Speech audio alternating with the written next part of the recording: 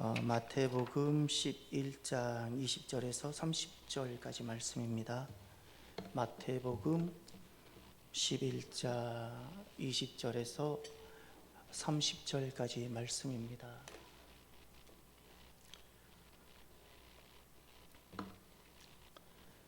저와 여러분이 한 절씩 교독하시겠습니다.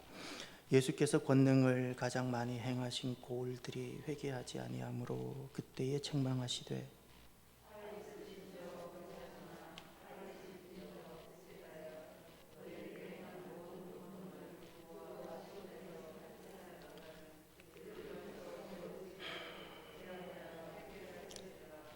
내가 너희에게 이르노니 심판날에 들어와시도니 너희보다 견디기 쉬우리라.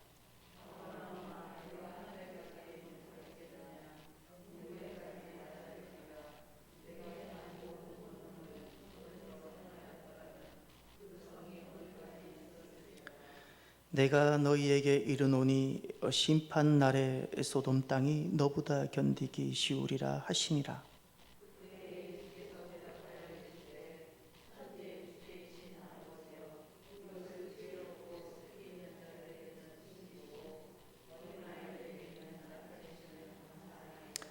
옳소이다. 이렇게 된 것이 아버지의 뜻이니이다.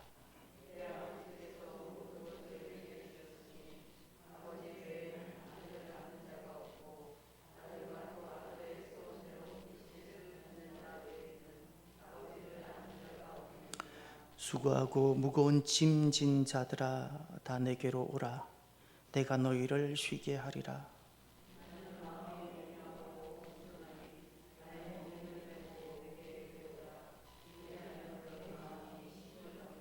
함께 봅니다. 이는 내 멍에는 쉽고 내 짐은 가벼움이라 하시니라. 아멘. 하늘에서 땅을 보시기를 바랍니다. 땅에서 땅을 보면 땅이 해석이 되지 않습니다.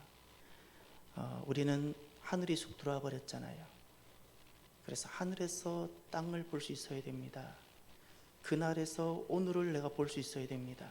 그러면 하늘에서 땅을 보게 될 때 내게 주어진 그 많은 능력들은 어떤 것일까요?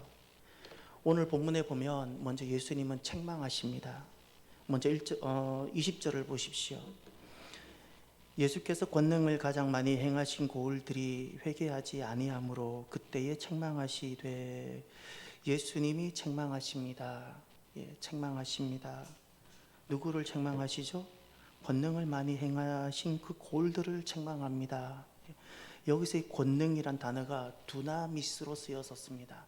성령님이 오셨을 때 교회와 사도들과 하나님 백성들에게 주실 그 능력, 위로부터 임하는 능력, 하나님이 아니면 행할 수 없는 능력, 그 능력입니다. 그 놀라운 능력이 많이 베풀어졌습니다. 권능을 많이 행하셨습니다.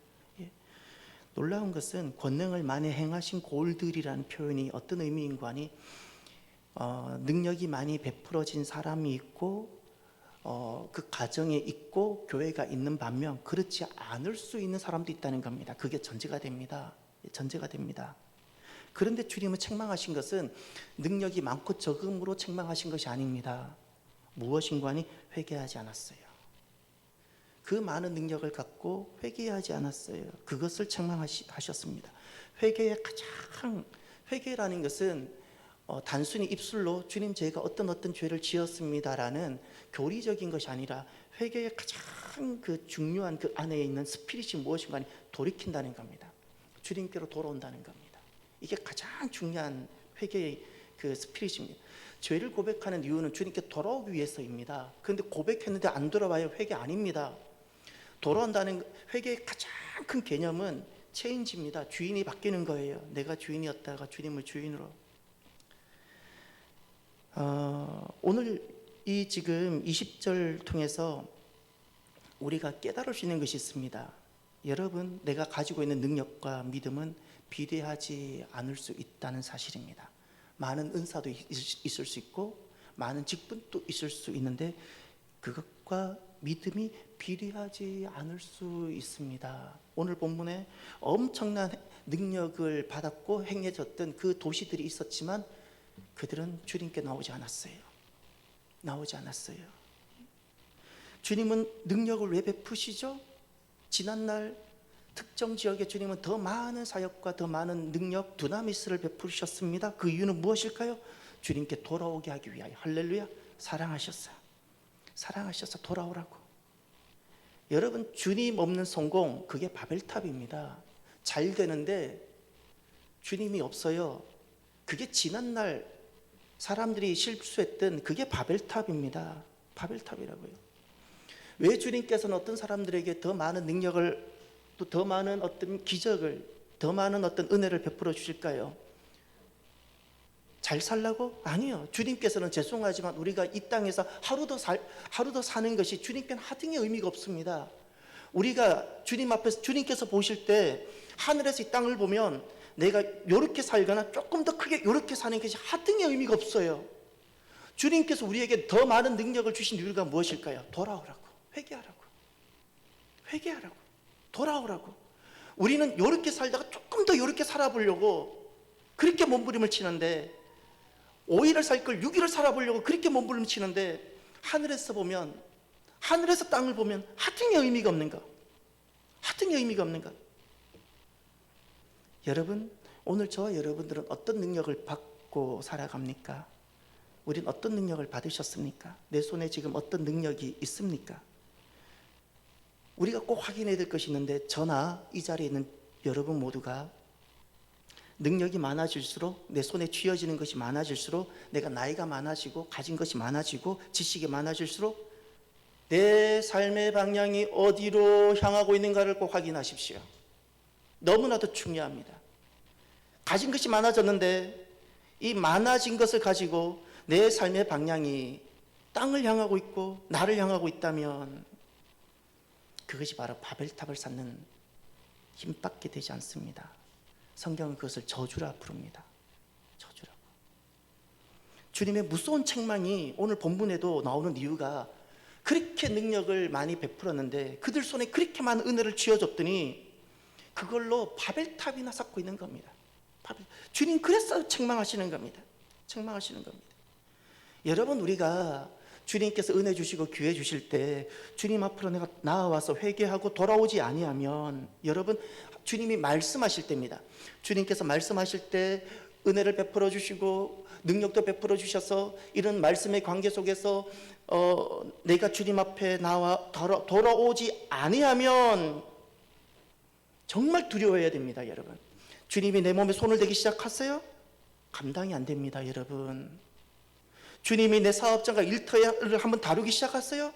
감당이 안 됩니다. 여러분, 아무리 많은 것을 움켜잡아 보세요. 주님 바라만 보면 어떻게 되는가? 주님이 계시잖아요. 예. 세상은 보면 이렇게 살아갑니다. 많이 가진 것이 많을수록 높음으로 여깁니다. 가진 것이 많을수록. 그리고 그것을 자기 과시로 하고 그렇게 하죠. 그런데 이 가진 것을 잡고 움켜잡은 것, 어떤 신분, 지위 가지고 자기를 나타내려고 하는 이유는 딱 한 가지입니다. 속이, 내면이 비어있다는 뜻입니다. 내면이 약하다. 실은 이거 대단히 부끄러운 겁니다. 물질을 가지고 나를 드러낸다는 것이 너무나도 부끄러운 것입니다. 사람은 물질로, 외모로 평가가 될 수 없는 존재인데 물질로 나를 과시하겠다는 것은 내면이 비어있다는 뜻입니다. 내면이 차 있는 사람은 물질을 뛰어넘게 됩니다.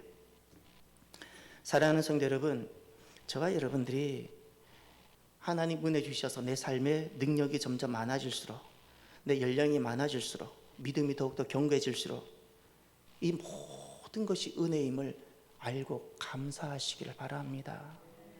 내 삶의 능력이 점점 많아질수록 내게 꼭 세 가지가 있어야 되는데, 여러분 잊지 마십시오. 꼭 세 가지가 있어야 되는데 언제나 감사하십시오. 감사가 있어야 이 오늘 감사는 내일 하나님 은혜를 예비하는 거예요. 꼭 감사하십시오. 그리고 두 번째, 낮아지십시오. 내가 무엇인가를 가졌어요? 나이가 많아졌어요? 경험이 많아졌어요? 높아지지 마세요. 높아져요? 하나님 주님의 책망이 기다리고 있어요. 그것이 좋으면 그렇게 가셔도 되는데 저와 여러분 낮아지시기를 바라요. 그리고 내가 삶의 능력이 점점 많아질수록 우리에게 세 번째로 꼭 있어야 되는 것이 있는데, 그것 붙들고 주님 앞에 나오십시오. 주님 앞에 나오라고 주시는 거예요. 할렐루야. 다른 것 아니에요. 제가 거듭말하죠. 하늘에서 땅을 보셔야 돼요. 우리는 5일을 살다가 6일 살고 싶어서 그렇게 몸부림을 쳐요. 요만큼 가지고 살다가 요만큼 살고 싶어서 그렇게 몸부림을 쳐요. 하늘에서 제발 보십시오. 하늘에서 보면 이렇게 사나 이렇게 사나 하등의 의미가 없고, 이렇게 사나 이렇게 사나 하등의 의미가 없어요. 하늘에서 보세요. 왜 하나님이 나에게 특별한 은혜를 주실까요? 주님 앞에 나오라고, 백기 들고 항복하고 두 손 들고 주님 앞에 나오라고. 전에는 오직 땅 붙잡고 살았는데 이제 오직 예수 되라고. 오직 예수, 오직 예수, 이렇게 살라고 주님께서 우리에게 나 있다, 하나님 계시다는 것을 보여주신 거예요. 할렐루야. 주님 잃어버리지 말라고, 제발 정신 좀 차리라고. 왜 만날 땅만 쳐다보고, 짐승도 아니고, 짐승은 땅만 보는데, 짐승은 시야 자체가 땅이에요. 그러나 사람은 하늘을 향해 지어졌는데, 눈이, 시선이 하늘을 향해서 지어졌는데 짐승처럼 땅만 보잖아요. 그래서 주님이 계시다는 것을 보여주신 것이 능력들이에요. 주님이 계시다, 내가 있다, 주님께 오라고. 할렐루야. 이렇게 살아가는 저와 여러분이 되기를 바랍니다. 그리고 두 번째, 오늘 본문에 보면 능력을 많이 받은 도시들이 나옵니다. 21절부터 24절에 보면 고라신이 등장합니다. 21절에 또 베세다가 등장합니다. 그리고 23절에 가버나움이 등장합니다. 이 세 도시는 주님께서 특별히 능력을 많이 행하신 도시입니다. 이제 여러분 지도를 잠깐 보십시오. 고라신은 도대체 어디 있고, 베세다는 어디 있고, 가버나움이 어디 있고, 어디 있겠지 생각되어지죠. 그렇게 하지만, 지도 아직 안 받으셨어요? 나눠주십시오. 지도가 지금 하늘에서 오고 있습니다. 아마 천사가 나눠주고 있을 겁니다. 날개 없는 천사. 자, 천사가 지도를 나눠주고 계십니다. 지도를 한번 보세요. 거기 보면 여러분 저기 갈릴리 바다가 보입니까? 거기 글자 갈릴리 바다라는 단어가 보이죠? 반드시 갈릴리 호수를 하면 안 됩니다. 갈릴리 바다여야 됩니다. 우리가 볼 땐 호수가 맞아요. 남북 방향으로 22km, 동서 방향으로 11km. 분명히 우리가 볼 때는 호수 같지만 아니요. 항상 성경의 관점과 성경의 눈에서 읽어야 돼요. 이스라엘 사람들은 이걸 바다라 불러요. 그래서 반드시 갈릴리 바다예요. 그리고 복음성가 중에 갈릴리 호숫가에서 그렇죠. 그게 우리 관점에서 본 거예요. 그래서 실은 갈릴리 바닷가에서 해야 돼요. 그래서 갈릴리 바다라는 표현이 잘 됐고, 거기 가버나움을 한번 찾아보시겠어요? 가버나움 어디쯤 있어요? 갈릴리 바다가 하프처럼 생겼는데 그 위쪽 상단에 있죠. 나자가 아마 잘 안 보일 겁니다. 제가 까맣게 지워서. 찾으셨어요? 거기 해변 위쪽에 딱 붙어있는 해변 도시예요. 해변 도시. 이 갈릴리 지역에서 가장 번성하는 도시입니다. 그런데 갈릴리 바다 바로 오른편에 가면 점이 점점점점 올라가 있죠. 이게 무슨 표시예요? 요단강을 뜻합니다. 강이에요, 강. 그러니 그 당시 요단강은 국경이었어요. 국경. 요단강을 넘어가면 빌립의 영지였어요. 요단강 이편 갈릴리 쪽에서는 헤로스 영지였어요. 헤로스의 안티파스. 그 영지가 쉽게 말하면 왕이 달랐던 지역이에요. 그러면 거기에는 각각, 가버나움은 어떤 도시였겠어요? 세관의 도시예요. 그래서 이 가버나움에서 누가 부름을 받아요? 마태. 베세다는 빌립의 영지죠. 이 베세다에는 누구누구가 고향이겠어요? 베드로, 안드레, 그리고 빌립이 이곳이 고향인 사람들인데, 이 베세다는 어떤 곳이 있겠어요? 빌립이라는 이 왕이 다스리는 세관 도시예요. 세관 도시. 국경을 지나가면 그냥 못 지나고 돈 내라고 한 거예요. 돈 내라고. 고라신은 어딜까요? 이 지도에 고라신이 안 나와서 제가 고라신을 표시를 드렸는데, 가버 나자에서 나 있죠. 나자가 가버나움에서 정북 방향으로 조금 올라가면 있었던 도시가 고라신입니다. 가버나움은 완전히 해변 도시고, 고라신은 들을 올라가는 겁니다. 실제로 이스라엘 가보면 고라신은 들녘을 올라가서 이렇게 좀 약간 위쪽에 있는데, 그곳이 고라신입니다. 자, 그리고 이제 어디쯤인지, 그러니 이제 여러분 보세요. 가버나움, 고라신, 베세다 다 너무 가까운 곳에 있고 요단강 주변에 있는데 다 갈릴리 북쪽이었죠. 그러니 예수님은 어디 지역에서 능력을 많이 행하셨다는 것을 알 수 있죠? 갈릴리 북쪽. 이제 여러분 두로와 시돈을 찾아보십시오. 두로와 시돈은 어디쯤 있을까요? 여러분 여기 보면 어떤 바다처럼 느껴지는 것이 보이나요? 예, 기도를 많이 하는 사람에게 바다로 보일 겁니다. 이게 무슨 바다예요? 예, 지중해라 말한 사람은 요즘 기도를 덜 하는 사람이에요. 항상 성경적으로 말하라 그랬죠. 뭐라 해야 돼요? 대해, 정답이에요. 성경에는 지중해라가 나오지 않습니다. 단 한 번도 나오지 않습니다. 그거는 현대 지리에서 말하는 겁니다. 우리가 성경을 대할 때는 오늘날 이해하기 위해서 오늘날 개념으로 대입시키는 것도 필요하지만 그 당시 어떻게 불렸는가를 알아야 됩니다. 무엇이라 불렸어요? 대해, 큰 바다입니다. 큰 바다. 갈릴리는 갈릴리 바다, 지중해는 큰 바다, 대해였어요. 대해. 자, 대해에 보면 두로가 있고 시돈이 있죠. 어느 도시가 더 이스라엘 쪽에 가까워요? 두로가 먼저입니다.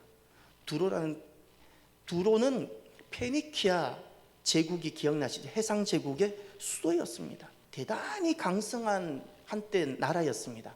두로와 시돈이 이 페니키아를 이루는 해상 왕국을 이루는 가장 중요한 두 도시 중에 하나였습니다. 두 도시죠. 두 도시.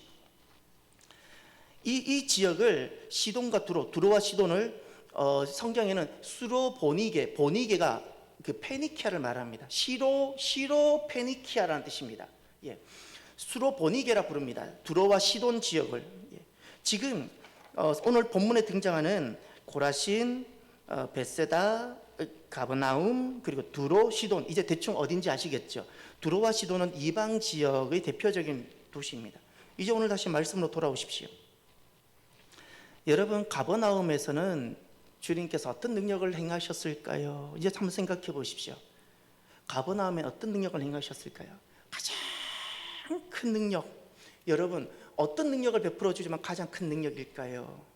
주님이 함께 하시는 겁니다. 할렐루야. 이 가버나움은 주님께서 임하셨고 함께 하셨던 도시예요. 예수님의 모든 사역과 복음의 전초기지, 예수님의 사역의 중심지, 전초기지, 센터와 같은 곳이었어요. 이런 은혜를 입었던 곳이 가버나움입니다. 가버나움. 여러분, 이제 마태복음 8장으로 넘어가 보십시오. 지난번에 우리가 다 말씀을 기적 집성장일에서 기적의 의미들을 우리가 10가지를 찾아보았죠. 그 중에 8장을 가보십시오. 5절을 가면 백부장이 등장하네요. 그런데 그 백부장이 어디 있는 백부장이에요? 가버나움이죠. 자, 이제 가버나움이 눈에 들어오죠. 어떤 능력을 행해 주셨는지 14절 가보세요. 베드로 장모가 열병의 치유를 받았네요. 이 동네가 어디였을까요? 가버나움이에요. 장소가 아직 안 바뀌었어요. 계속 가버나움이에요. 가버나움. 그러다가 23절에 예수님께서 배를 타고 가버나움에서 건너편에 가셨죠? 예, 가십니다. 그러다가 9장 1절로 가보세요. 이제 돌아오십니다. 예수께서 배에 오르서 건너가 그다음 본 동네라는 단어가 있죠. 9장 1절. 본 동네는 어딜까요?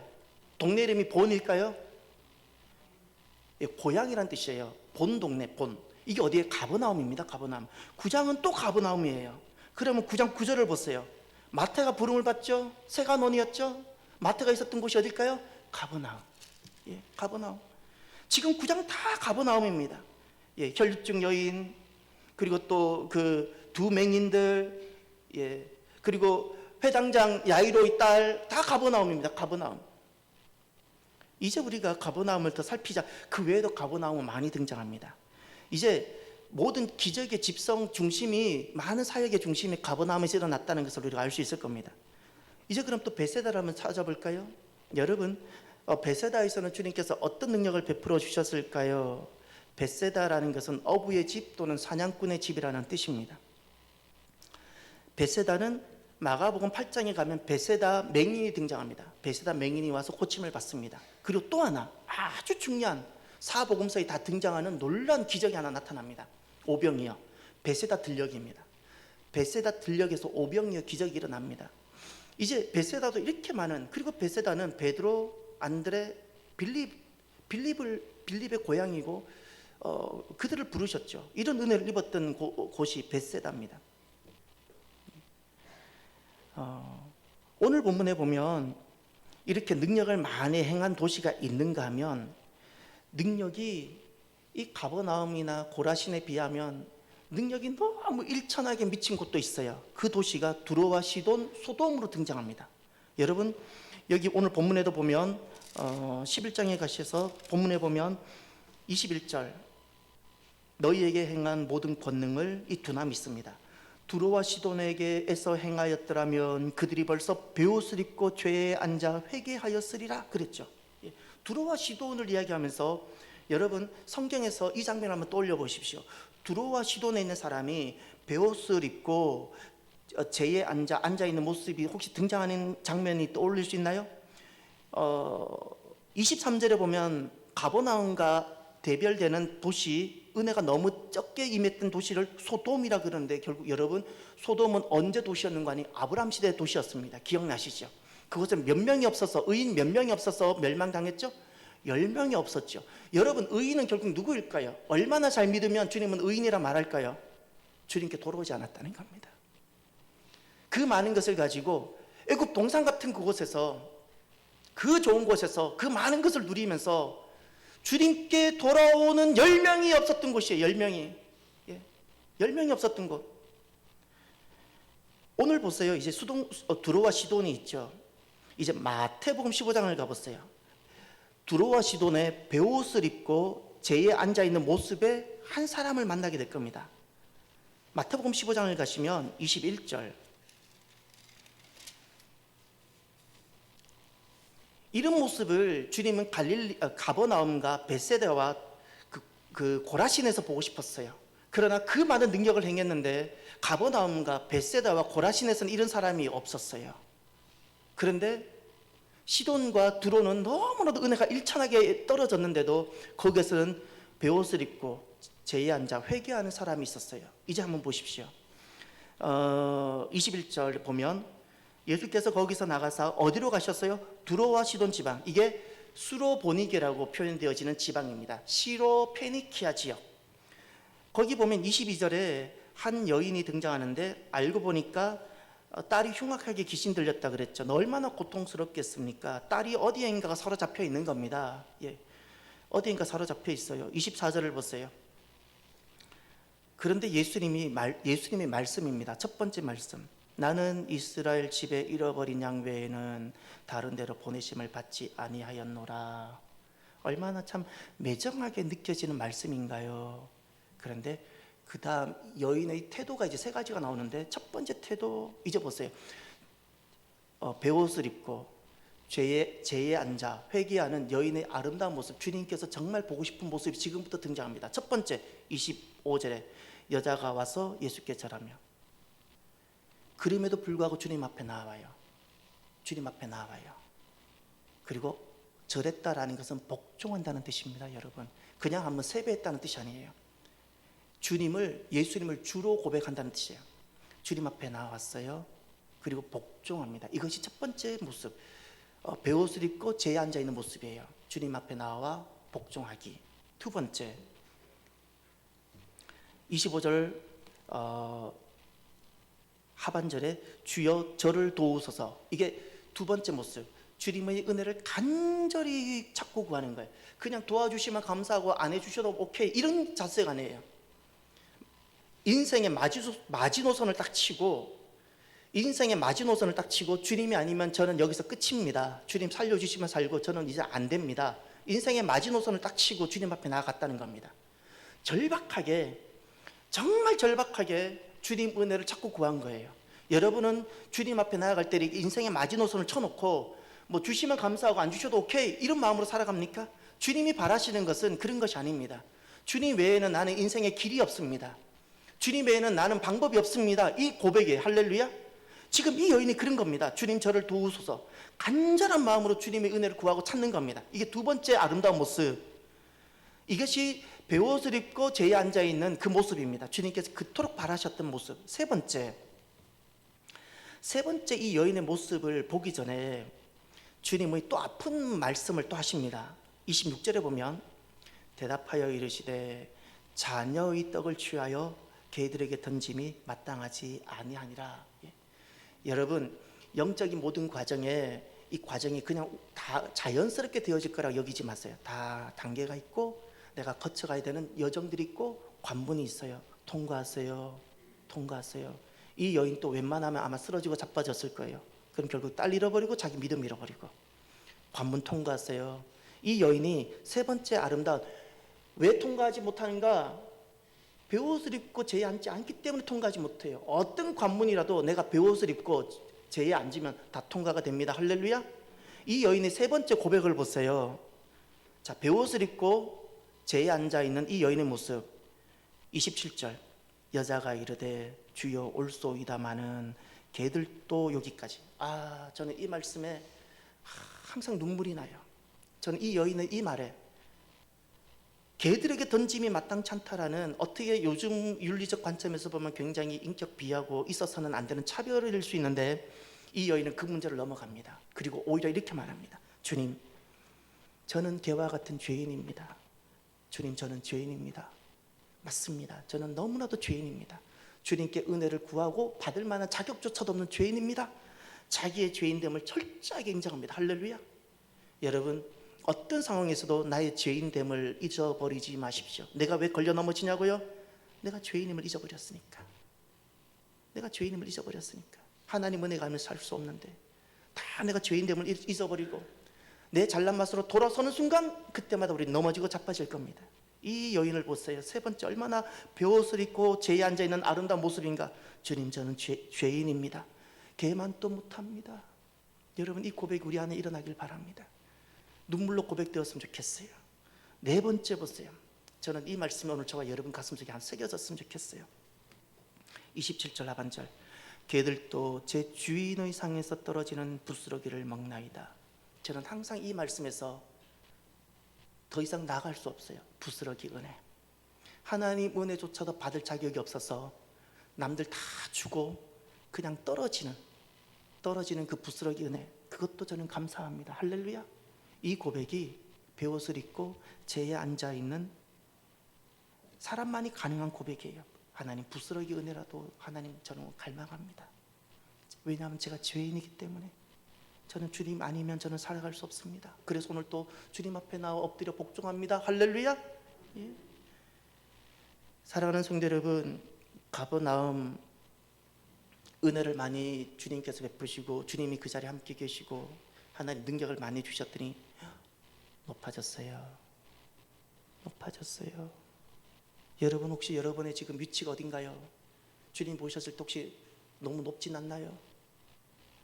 내가 가지고 있는 직위, 내가 가지고 있는 신분, 내가 가지고 있는 어떤 내 손에 힘이라고 말할 수 있는 어떤 것을 가지고, 경험을 가지고 이제 이것이 높아지는 것이 되고, 그리고 나를 가리는, 나를 감추는 것이 되었습니까? 어떤 것도 이 외모가 나를 가리는 것이 되면 안 됩니다. 가버나움은 혼선을 줄 수 있으니까 제가 오늘 그 능력을 많이 베풀었지만 회개하지 않았던 그 도시 대명사를 고라신으로 할게요. 왜냐하면 가버나움에 긍정적 역사도 많이 일어났으니까, 혼돈이 일어날 수 있으니까 제가 고라신으로 통일할게요. 고라신은 결국 그 높아진 것으로 자기를 가렸어요. 자기가 얼마나 죄인인지를 보지 못했어요. 여러분, 하나님이 주시는 복이 나를 높이는 것이 되어서는 안 돼요. 하나님 주시는 복이 내게 임하면 결국 나는 누구를 높여야 되죠? 주님입니다. 할렐루야. 주님이 높아져야 돼요. 그리고 정말 두렵고 떨리지만 차라리 이런 마음이었으면 좋겠어요. 자꾸 주님 주시는 복으로 내가 자꾸 높아지려고 하거든.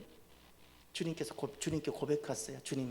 주님께서 저를 잘되게 하시니까 제가 자꾸 저로 너무 교만해지려고 하고, 내가 자꾸 높아지려고 하고, 사람을 판단하고, 하나님 이렇습니다. 차라리 제게 주신 복을 다 거둬가 버리셔서 제가 교만하지 않도록, 상황이 낮아질 수밖에 없도록 이렇게 만들어 주십시오. 차라리 이것이 복입니다. 진짜 이것이 복입니다. 여러분, 명심하십시오. 하늘에서 땅을 봐야 돼요. 그날에서 지금 나를 봐야 돼요. 내가 오늘날 좀 더 가지고 있는 것, 하늘에서 보세요. 내가 5개를 가지고 있나, 6개 가지고 있나? 내가 이런 집에서 사나, 저런 집에서 사나? 하늘에서 보세요. 무슨 가치가 있는지. 무슨 가치가 있는지. 우리는 거기에 목숨을 걸고 살아가잖아요. 주님은 누구든지 네 가지. 주님께 나와 복종하는 자.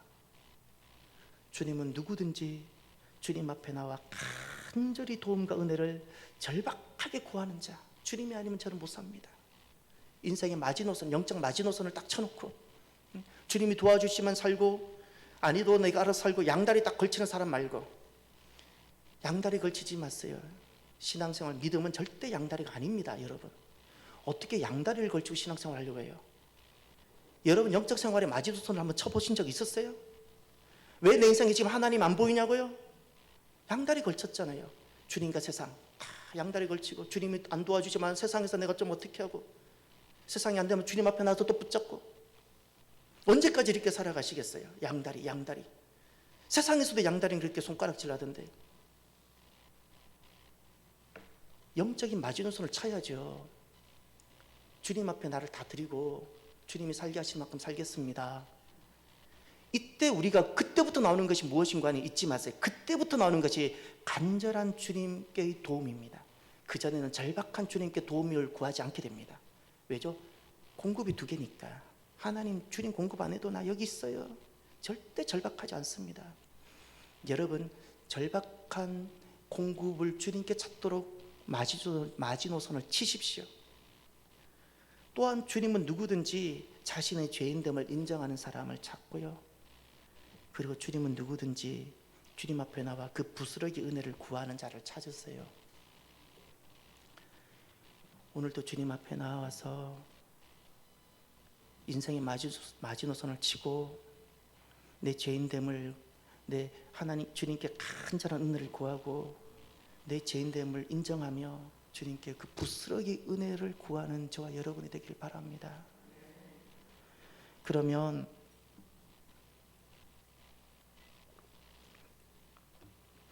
왜 오늘 이 능력이 회개와 어떤 관계가 있을까요?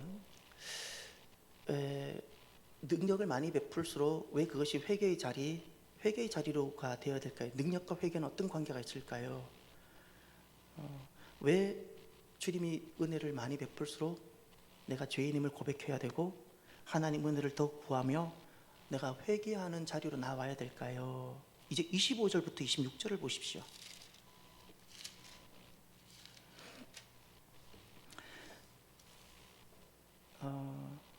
25절부터 보면 그때라고 시작하죠. 여러분, 보통은 이 말씀을 어린이 주일에 이 말씀을 따로 떼서 어린아이 영성을 이야기하든지 그렇게 합니다. 그러나 이 본문을 자세히 보세요. 마태복음 11장 25절, 그때라고 그랬죠. 그때는 언제일까요? 20절에 예수께서 권능을 가장 많이 행하신 고을들이 회개하지 아니하므로 그때에 책망하시되, 그 그때예요. 예수님이 책망하시던 그때, 은혜와 능력은 그렇게 많이 받았는데 뻣뻣하게 교만하고 주님 앞에 나와 복종하지도 않고 죄인을 인정하지도 않고 주님의 은혜를 절박하게 찾지도 않고 주님을 절박하게 찾지도 않고 부스러기 은혜도 구하지 않고 양다리 걸치고 살아가는 바로 그때, 그때 다 고라신 영성으로 지난날 바벨탑을 쌓았던 그 삶을 또 살아가고 있는 바로 그때 25절 주님 이렇게 말씀하셨어요. 그때에 예수께서 대답하여 이르시되 천지의 주제이신 아버지여, 이것을 지혜롭고 슬기 있는 자들에게는 숨기시고 어린 아이들에게는 나타내심을 감사하나이다. 옳소이다. 이렇게 된 것이 아버지의 뜻이니이다. 거기 천지의 주제이신 아버지라 그랬죠. 하나님이 누구신가를 예수님은 분명히 말씀하셨어요. 누구라고요? 그 주제라는 단어를 어렵게 사용했는데 헬라 원어에 보면 키리오스, 주인이를 말합니다. 주인, 천지의 주인이신 아버지인 겁니다. 키리오스입니다. 지금 오늘 이 본문에 하나님을 아버지요 주인이라고 고백합니다. 어떤 주인인가요? 천지의 주인이죠. 하늘과 땅의 주인이라는 거예요. 여러분, 하늘과 땅에서 벗어 포함되지 않을 존재가 있나요? 우리가 이것을 고백하지 않잖아요. 내 손에 있으면 누구 거라고요? 내 것이라고 고백하잖아요. 이게 얼마나 죄인지를 모르고, 자녀가 자꾸 내 것이라 생각하잖아요. 이게 얼마나 죄인지를 모르고, 내 집도 다 내 것이라 생각하고. 누구 것이라고요? 예, 하나님 것이라고 말씀하고 있잖아요. 하늘과 땅 모든 것이 누구 것이라고요? 하나님. 그 하나님께서 동사를 찾으세요. 예. 천지의 주인이신 아버지 하나님이 주어가 되셔서 사용되어진 동사가 있고, 예수님은 감사합니다 이렇게 하셨어요. 예수님은 감사하다 그랬는데 천지의 주인이신 하나님 아버지가 하신 말씀의 동사가 두 가지가 있어요. 무엇인가요? 하나가 숨기시고 하나가 나타냈어요. 할렐루야. 하나님 주인이신 하나님 아버지가 숨기시는 것이 있고 감추시는 것이 있어요. 그런데 이것이 26절에 보면 이렇게 된 것은 옳은 것이고 아버지 뜻이라 그랬어요. 숨기시고 나타내시는 것이, 숨기시고 나타내시는 것이 하나님의 옳소다는 것은 기쁜 뜻이라는 거예요. 기쁜 뜻이, 즐거운 뜻이라는 거예요. 할렐루야. 선한 뜻이라는 거예요. 그러면 무엇을 숨기고 무엇을 나타내시는가? 아까 제가 숨기고 감춘다 그랬죠. 같은 말이었네요. 숨기고 나타내다예요. 무엇을 숨겼는가? 거기 보세요. 지혜롭고 슬기는 자들에게는 숨겼죠. 지혜롭고 슬기는 자는 비유예요. 누구에 대한 비유일까요? 고라신. 그 능력을 많이 행하고 그 능력을 많이 입고 은혜도 많이 입었는데 자기를 위해서 살아가는 사람, 한 번도 영적으로 마지노선을 쳐보지 않은 사람, 주님 앞에 나오면서도 두 다리 양다리 걸치고 살아가는 사람들, 고라신. 살면 살수록 바벨탑만 쌓아가는 사람들, 고라신.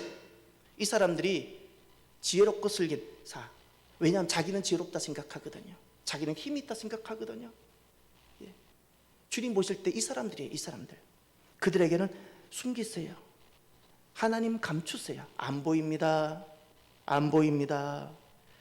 그 다음 어린아이들 나타내신다 그랬죠. 누구에게 나타냈어요? 어린아이. 어린아이는 결국 누구이죠? 베옷을 입고 제에 앉아 회개하는 사람. 할렐루야.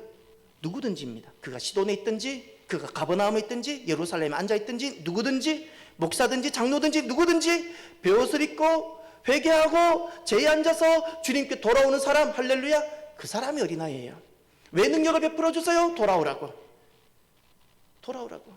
하나님 자꾸 잊어버리니까.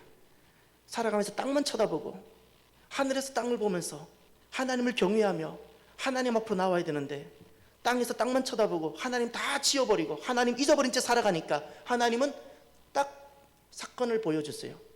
그래, 돌아오라고, 회개하라고. 그때 베옷을 입고 제에 앉아 회개하는 사람이 어린아이입니다. 할렐루야. 사랑하는 성도 여러분, 높아지면 하나님이 안 보입니다. 주님은 낮은 데 계십니다. 낮은 데 계십니다. 높아진 바벨탑에서는 자기밖에 안 보입니다. 아직도 인생이 자기 중심인 사람은 바벨탑 꼭대기에 앉은 사람입니다. 열심히 살고 교회 나와서 바벨탑을 쌓은 사람입니다. 주님이 보입니까? 주님이 보입니까? 주님이 보실 때 무엇이 고라신 영성일까요? 주님이 보셨을 때 무엇이 베옷을 입고 제에 앉아 회개하지 않는 그 많은 은혜를 입고 능력을 입고도 바벨탑이나 쌓고 있는 고라신 영성일까요?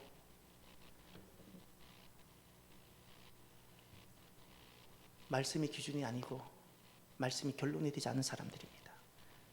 주님 생각보다 내 판단과 내 경험이 앞서는 사람들, 주님 말씀 또 자기 경험으로 재단하는 사람들, 말씀 앞에 복종이 없어요. 말씀 또 자기가 다 재단해요. 필요한 것만 취하고 나머지는 치사 선택 버리고. 다 고라신입니다. 고라신. 이런 사람들은 내가 높아질수록 말씀이 불편해질 겁니다. 여러분, 말씀의 관계가 내 영적 상태를 진단합니다. 내 영적 상태, 내 속사람이거든요. 속사람은 아무리 병원 가도 속사람은 진단이 안 됩니다. 속사람이 언제 진단되는가? 말씀과의 관계. 이 말씀과의 관계가 내 관계가 어떠한가? 예, 밋밋한가요? 그 사람은 드라이한 사람, 메말라가는 사람들, 예, 마라와 같은 사람들. 근데 어떤 사람은 이 말씀마다 내가 계속 걸려 넘어져요. 예, 내가 높아져 있기 때문에 그래요.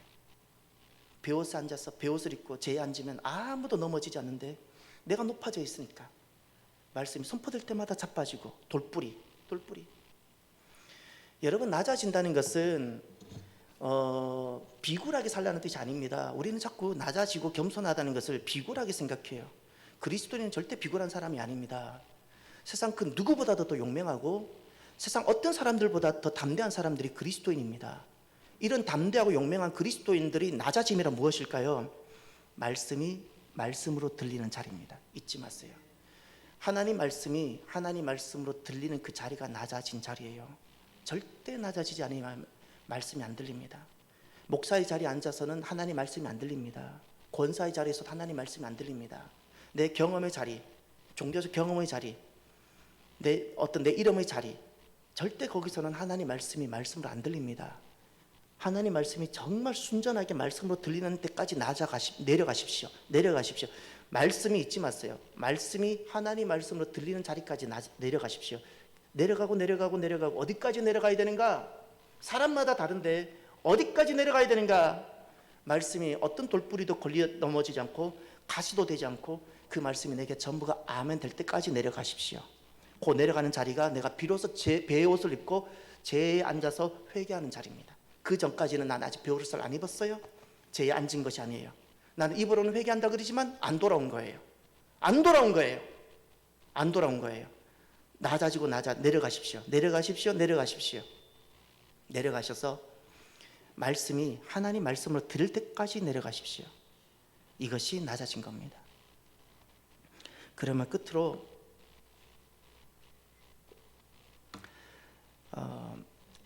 어린아이 같은 모습에 대해서 오늘 주님께서는 그 어린이 주일에 많이 하는 말씀을 우리가 오늘 보게 있는데, 이 말씀은 능력과 관련된 말씀입니다. 왜 능력을 많이 받을수록 어린아이 같은 모습을 가져야 될까? 예, 이것입니다. 왜 경험이 많아지고 인생의 점점 나이가 들고 또 가진 것이 많아지고 힘이 생길수록 왜 어린아이 같은 모습이 되어져야 되나라는 겁니다. 27절에 보면 주님께서 알다라는 단어를 2번 쓰셨어요. 내 아버지께서 모든 것을 내게 주셨으니 아버지 외에는 아들을 아는 자가 없고 아들과 또 아들의 소원대로 계시를 받은 자 외에는 아버지를 아는 자가 없느니라. 예. 지금 이 알다라는 단어를 2번 쓰셨는데 여기서 꼭 예수님께서 제자들과 우리들에게 전하시고 싶은 말씀이 있어요. 예수 그리스도만이 참된 진리고 예수님 하신 말씀이 참이라는 말입니다. 참이라는 말씀입니다. 예수님 하신 말씀이 진짜고 이것만이 아는 거라는 거예요. 그리고 하신 말씀이 28절입니다. 28절 무엇이라 말했나요? 모든 것을 아시는 참이신 예수님께서 모든 것을 알고 계시는, 그리고 예수님만이 참이신데 그 예수님이 수고하고 무거운 짐진 자들아 그랬죠. 우리가 누구라고요? 우리의 존재? 수고하고 무거운 짐진 자. 그가 고라신이든 그가 시돈이든 그가 예루살렘이든 누구라고요? 수고하고 무거운 짐. 여기서 짐은 무엇이죠? 죄입니다. 예, 죄라고요. 우리는 누구라고요? 수고하고 무거운 짐진 죄인이라는 사실을 잊지 말아야 됩니다. 할렐루야. 죄인입니다. 우리가 자꾸 이거 잃어버리잖아요. 땅만 보니까 내가 죄인이라는 걸 잃어버려요. 하늘에서 나를 보면 내가 죄인밖에 안 보일 텐데 땅에서 나를 보니까 내 의밖에 안 보여요. 아무것도 쓸데없는 건데. 주님께서 그 다음에 이렇게 말씀하셨어요. 28절 내게로 오라. 다 내게로 오라가 이 말씀이 20절과 연결되어져야 됩니다. 예수께서 권능을 많이 행하신 고을들이 회개하지 아니함으로 그때 책망함으로. 다 내게로 오라 그랬죠. 주님께 오라고 권능을 베푸셨어요. 할렐루야. 주님이 계심을 땅에서 살아가는 우리들 주님이 계심을 보여주시는 거예요. 왜죠? 오라고. 주님께 나오라고. 제발 땅속에서만 혼돈에 빠지지 말라고. 아무리 땅을 많이 움켜잡아도 혼돈일 뿐이라고. 주님께 나오라고. 그래서 능력을 베풀어 주시는 거예요. 내게 오라고. 내게 능력이 베풀어지고 은혜가 임할 때 하나님이 보이고 주님께 나오라는 신호입니다. 할렐루야. 그리고 나면 결과가 하나 있습니다. 28절 마지막 절 내가 너희를 쉬게 하리라. 아멘. 여러분, 인생은 땅에 있는 우리들 아무리 땅으로 많은 것을 가져도 쉼이 없어요. 쉼이 없습니다. 우리는 하늘을 만나야 쉼이 됩니다. 주님 안에 있어야 쉼이 됩니다. 할렐루야. 내게 은혜가 임했어요? 능력이 임했어요? 그때 주님 앞으로 나오시길 바라요. 아무리 많은 짐이 있고 죄가 있을지라도 주님 앞에 나아가면 비로소 쉼. 인생은 주님 앞에 나와야 비로소 호흡이 됩니다. 얼마나 숨이 벅찼습니까? 사는 순간순간들이 얼마나 고되었습니까? 근데 주님 앞에 나오면 호흡이 되어져요. 할렐루야. 수영 못하는 사람 특징이 무엇인지 아세요? 호흡이 안 돼요. 호흡이 안 돼요. 호흡이 안 돼요.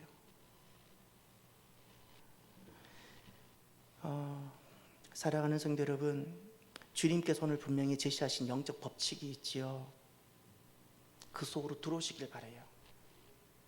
주님께서 우리에게 매개하시는 멍에가 있어요. 이게 법칙이에요. 세상에선 다 이렇게 안 살아요. 가진 것으로 자기를 나타내고 높이고, 그렇게 되면 결국 바벨밖에 안 됩니다. 바벨, 고라신. 능력이 많을수록 어린아이가 되시기를 바랍니다. 나이가 많고 경험이 많고 은혜를 더 많이 경험할수록 주님 앞에 나오는 어린아이가 되십시오. 신앙의 영적 마지노선을 치고 주님 앞에 간절히 은혜를 구하고 주님을 찾는 어린아이가 되십시오. 내가 정말 수고하고 무거운 짐진 죄인임을 인정하고 주님 앞에 나오는 어린아이가 되십시오. 부스러기 은혜라도 구하는 어린아이가 되십시오. 그때 주님은 우리에게 힘을 주시고, 이 힘을 주시고자 주님은 우리에게 능력도 은혜도 베풀어 주시는 겁니다. 나오라고. 능력이 뭘까요? 내 좀 잘난 맛으로 살라는 것이 아니고 주님 앞에 나오라는 거룩한 주님의 부르심입니다. 질병이 나았나요? 재산이 좀 잘 되었나요? 하나님 어떤 신호가 있었나요? 주님의 부르심이에요. 어린아이처럼 나오라고. 할렐루야. 언제나 저와 여러분들이 하나님 능력이 임하면 임할수록 더욱더 어린아이가 되어서 주님 앞에 나아가는 저와 여러분이 되셔서 모든 능력이 우리에게는 호흡이 되어지는 저와 여러분이 되길 바랍니다. 기도합시다. 세상은 능력이 생기면 힘을 주죠. 정말 하늘에서 땅을 보면 그 사람들은 능력이 임할수록 호흡이 되어집니다. 어린아이 자리거든요. 베옷을 입고 제에 앉아서 오늘 우리에게 주신 이 말씀을 두렵고 떨림으로 우리 자신에게 적용하고 함께 기도하길 바랍니다. 기도합시다.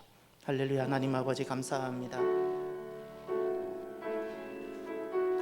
하나님, 사람들은 능력을 가지고 능력을 받으면 그것을 힘을 삼고 땅을 움켜잡고 땅에서 자기 왕국을 세우며 바벨을 쌓고 살아갑니다. 오늘 우리들이 많이 깨닫습니다. 이것이 얼마나 하나님 악한 죄인지를 주님 우리를 긍휼히 여겨주셔서 하나님 주님 앞에 겸손히 나오는 지난날 시돈에 있었던 그 여인처럼 하나님 능력을 많이 받을수록 주님 앞에 나오는 어린아이가 되게 하시고 능력을 많이 받을수록 인생 신앙의 마지노선을 치고 간절히 주님 앞에 나와 은혜를 구하는 어린아이가 되게 하시고 은혜를 많이 받고 경험을 많이 쌓을수록 내 죄인임을 인정하고 능력을 많이 받을수록 부스러기 은혜를 구하는 그 자리를 만드는 어린아이가 주여 되게 하여 주옵소서. 오늘도 하나님 우리들이 걸어가는 이 여정이 다양한 일들이 많이 일어날지라도 하나님 여전히 우리는 주님 때문에 호흡할 수 있기를 원합니다. 호흡할 수 있기를 원합니다. 모든 묶임이 풀어지고 모든 무거워졌던 것들이 가벼워지고 주님 주시는 힘이 넘쳐나기를 원합니다. 호흡되게 하여 주옵소서. 할렐루야. 하나님 역사하여 주옵소서.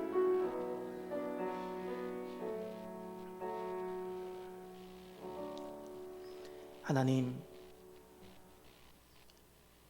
천지의 주인이십니다. 내 생명도 주님의 것입니다.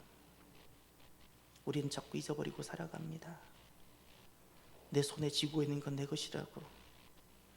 오늘이라도 주님 부르시면 다 내려놓고 가야 되는데 우리는 하늘에서 땅을 보는 것을 자꾸 잊어버립니다. 땅에서 땅을 보고 하나님 이제는 하늘에서 땅을 보게 하여 주옵소서.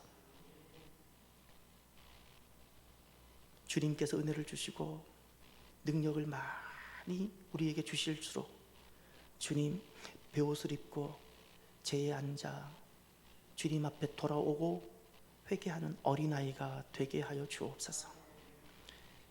영적인 마지노선을 치고 양다리 걸치지 아니하고 내일이면 우리가 주님을 만날 것인데 하나님 양다리 걸치지 않고 간절히 은혜를 구하는 우리들이 되게 하시며 우리가 수고하고 무거운 짐진 죄인임을 인정하며 항상 죄인임을 인정하며 주님 앞에 나오고 부스러기 은혜를 겸손하게 구하는 우리들이, 어린아이들이 되게 하여 주옵소서. 말씀이 우리에게 걸림돌이 되지 않기를 원합니다. 말씀이 가시가 되지 않기를 원합니다. 하나님 말씀이 나에게 말씀으로 들리는 그 자리까지 내려가고 내려가서 하나님 모든 것이 호흡이 되어지고 쉼이 되게 하옵소서. 예수님 이름으로 기도드립니다. 아멘. 지금은 우리의 주 되신 그리스도 예수 그리스도의 크신 은혜와 하나님 아버지의 인자하신 사랑하심과 성령님의 교통하시며 함께하심이 능력이 많아질수록 더욱더 어린아이가 되기로 결심하는 사랑하는 모든 성도들 머리 위에 이제로부터 영원토록 함께하시기를 간절히 축원하옵나이다. 아멘.